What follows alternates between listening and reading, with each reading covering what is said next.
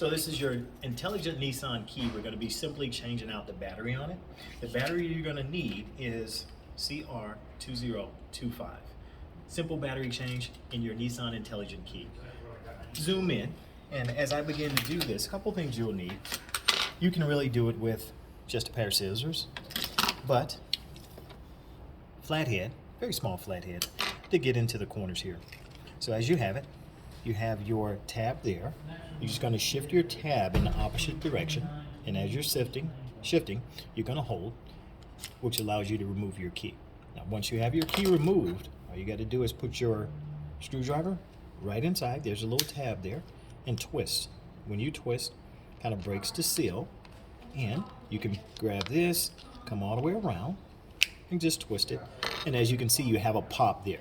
So once it's popped, take it apart, two different parts. There's your battery. Now, take your battery out because it's going to be inside the circular area here.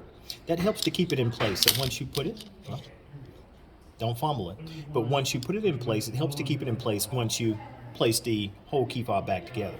So what we're going to do, we're just going to take the screwdriver, and as you can see, it pops right out. Now, we'll set that down. Once you have that out, we're going to replace our new battery. Remember, it's a CR2025.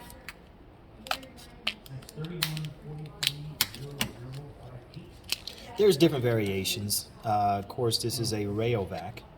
I think that's how you pronounce the name of it, but if not, you pronounce it. And once we have our battery removed here, now remember, the side without the buttons, you're going to put the flat side, which is the positive side.